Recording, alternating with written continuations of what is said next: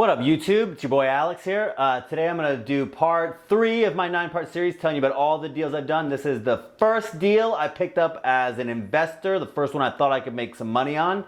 I'm going to go through all the juicy details of this transaction and I'm going to tell you, in many ways I got super lucky, but I made a killing on this deal, and I'll tell you what, you can't get lucky if you don't show up. Okay, a little backstory. If you've watched the first 2 parts, you know that I had my condo, terrible deal. I needed to get out of that. I needed to buy something at a discount. So I had this idea that I could buy a foreclosure, move in it, use an FHA loan, only put 3.5% down because I still didn't have much capital. I could fix it up a little bit and maybe refinance, get it, buy it at a discount, refinance in a year later, get some money out, rent it later, and have a good little, house hack, as they call it now. So I went off, I had this idea, I told my friends about it, they told me I was batshit crazy, that I was daydreaming, and in typical Alex fashion, I ignored all of them and proceeded. I had been listening to the Biggerpockets podcast for about 8 months at the time, and I'll tell you what, man, if you want to learn real estate, me first, then listen to them. You listen to me first, then you listen to them. They are fantastic, and they really tell stories in a way that make you feel empowered. So I had my W-2 income, it was pretty stable, I had a little bit of cash saved up, and I said, man, you know what, I bet you I can pull this thing off. Let me go talk to a lender, let me go talk to some realtors, and see what I can put together. And I'll tell you what, just that right there, so many people never get to that point simply because they get analysis paralysis. They think, I'm not gonna go waste anybody's time until I'm ready. Well, I'll tell you what, my friend, the lender, the realtor, everybody, their job is to get you ready. Or at least tell you why you aren't ready now. Tell you where you need to, they'll give you a goalpost to move towards, and you need to move towards that goalpost aggressively. But if you never, if you just sit on the computer and think you can learn how to do real estate without hitting the pavement, you are wrong. So you got to keep it moving, baby. So I get pre-approved. I call this realtor up and I said, let's go look at some houses. So we looked at, I don't know, a dozen houses. The market wasn't as hot as it is now. The year was 2014. But this one foreclosure, it pops up on the internet. It popped up on Zillow. I called my realtor immediately. I said, let's go look at this house. I think this is the one. So we go down there, we look at it. Sure enough, I love it. Put an offer in right away. The house, I think, was $55,000 total. It wasn't in that bad a shape. We knew we could move in it. I figured it'd be worth 80, 85 grand when I was all done with it. I had worked on houses when I lived with my uncle back years ago, so I knew that I could put some sweat equity into this bad boy. And it was a foreclosure, but it wasn't that bad. So I thought there was a lot of opportunity here. The next day, they countered $54,500. I was in there, baby. I knew I could make money on this thing. So we started due diligence on the property immediately, and I started getting the underwriting at the bank ready to move forward and close as fast as I possibly could. It went pretty smooth, to be honest, considering I figured it'd be a nightmare because I'm a total knucklehead and I hadn't done this before, but it was pretty easy. I had a little bit of a hiccup on the building. When you buy these FHA loans, when you get these move-in loans, they want the house to be move-in ready. They don't want you to have to do a bunch of, they have requirements. They can't allow you to go in there and do a bunch of rehab. It has to be ready to go the day you move in. So the only thing that was wrong with the house that they weren't real keen on was they had siding that was jazzed up. So I called the guy and I said, hey, look, let's look at this thing before I make a decision. He said, dude, it's like a $600 fix. Okay, $600, no money, but not the end of the world. So I go to the bank and I say, hey, if I fix this, will you close? And they said, we can't promise anything because it's against our, we can't do that. We can't promise you. But as far as we can tell right now, that's the only thing holding us up. So I go to the realtor, talk to him, contract, talk to him. They all sound good. I said, let's take it doesn't seem like that much of a gamble. Throw the $600 up. They fix the siding.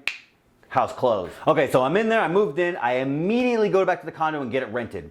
That was actually a little difficult. If you're anytime, for every beginner landlords, it's a little tricky at first. I highly recommend a property manager, but I also highly recommend learning to be a landlord first, at least for a year or two, so you understand what's required.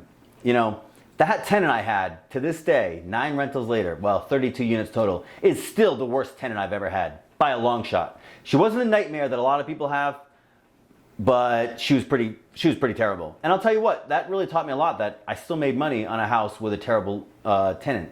I probably broke even that first year, and it was a total terrible to deal with, but it wasn't catastrophic. So if you're afraid of tenants being the hang-up for rental real estate, I'll tell you what, I've had a horrible one as my first one, and I remain unscared. Okay, the new place was a little bit ugly. It wasn't fantastic, but we moved in. Girlfriend wouldn't have moved in with me if it was that bad, right? So We put a fence in the backyard. We put some new flooring, appliances, fixtures. You know, I had done some of this stuff in the past, so I knew that I could put some sweat equity into it. Went to Lowe's, got some laminate wood flooring, and put that down. I think I probably put in $6,000 over 18 months. Not so bad. I wanted to buy my next investment property without having to move in. I couldn't do this move in every year thing. I didn't want to do that. I wanted to pay all cash though. And I didn't really have enough. I had a bit by now because it'd been a few years of saving, but I didn't have enough. So I go to a lender and I said, hey, I just got this house last year and I think it's worth quite a bit more than I paid for it, especially since I've made some upgrades.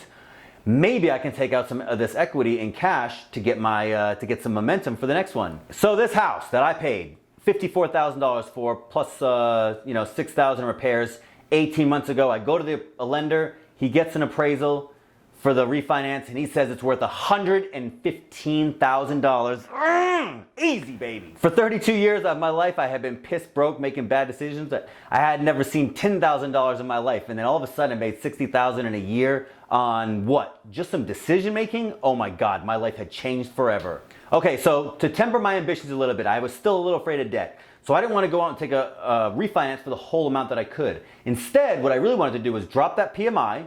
So I said, look, we're going to drop the PMI. It's what is $50 or $75 a month? I forget what it was now. And we're going to drop the rate because rates had gone down and I was switching from an FHA to a conventional and I was a little bit better about shopping at the time.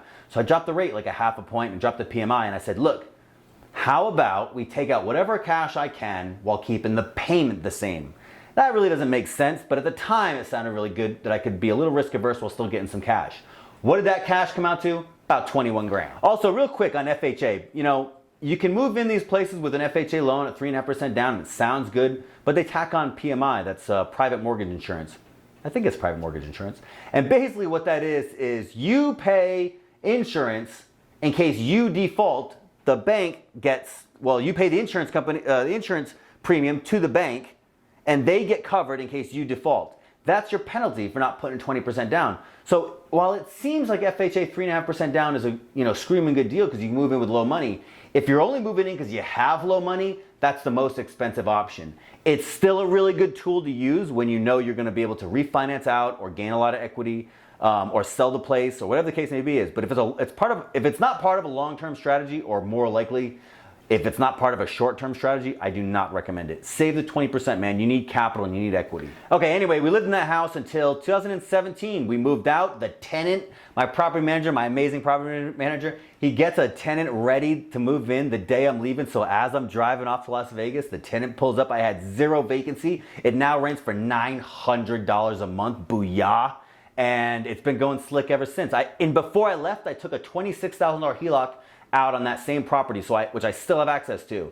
That's maybe the best deal I've ever bought since. I'm so glad I bought that house. Okay, Alex, this is great bragging rights, but how do I get any value out of this? Okay, I'm gonna tell you 3 lessons I learned. 1, education leads to action.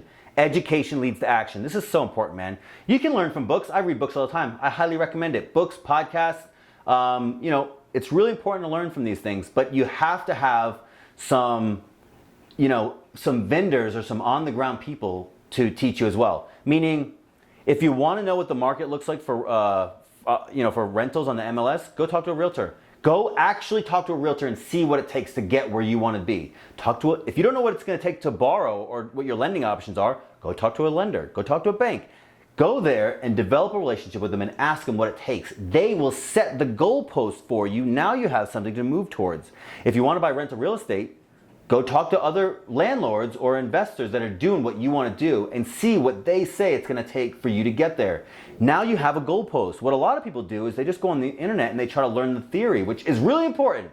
I will never dismiss education as being important, but you have to get something that's going to take you from just learning for the sake of learning as an abstract theory to what do I actually have to do. What steps do I have to take to put together the thing that I want to put together? So education leads to action. I would have never been ready if I hadn't talked to the vendors, if I hadn't talked to the lender, and if I hadn't talked to the broker, the real estate broker. I would have if I had just done it by the theory and by Biggerpockets podcast and by the internet, I would have never got there. I had to move forward to get the education to really learn what it took before I could take action. The second lesson is what got me into, I work in lending now, commercial lending, and this is what really changed my opinion about debt. Before I had a lot of consumer debt and it's awful. You should not have any consumer debt. And so this stigma around our society is like debt's bad, or you get two types of people. You get debt super bad, or I don't think about debt, I just rack it up, I'll pay it off someday. So, but there's a third party in there that uses debt to make money. Lots of us actually, and it's really lucrative, especially when you get these Fannie Mae loans at 4.5% for 30 years. It's super lucrative. So debt is like a tool to be used to, you can build a house or you can smash someone's face in with it. It's a tool like any other. And what I learned really, the lesson is debt is never to be feared. It's always to be managed. Third lesson, sacrifice is necessary. If you want to change your life, you got to change your life, baby. If you have a big house and a fancy car and nice clothes and you're always going out and buying jewelry and all this fancy stuff, and then you want to go off and buy real estate on the side too, it doesn't work. Unless you're mega rich, which probably not watching this. If you have limited resources, like everybody does, and you want to start doing this other thing on the side over here, something has to give. For me, I was willing to live in a dumpy house. I was okay with that. Nobody even noticed but me, and it wasn't so bad. And the other thing is I got rid of my car and I bought a beater, an absolute beater. You would be so embarrassed. I was embarrassed of this car. It was a truck, paid $1,500 for it, and it was terrible. I'll have to do another episode on that truck, but I sacrificed a lot. Car, truck, I started buying crappy clothes, yada, yada, yada. But, you know, people then thought I was giving up too much. People now want to know how I bought all these houses. Shop at Target. Okay, that's it for deal number 3. I hope this video was useful. Oh, deal number 2, video number 3. Deal number 3, video number 4. I'm regretting this setup now, the way I've structured this. But deal number 3, episode number 4 is coming up right after this. Thank you so much for watching. I hope this was useful.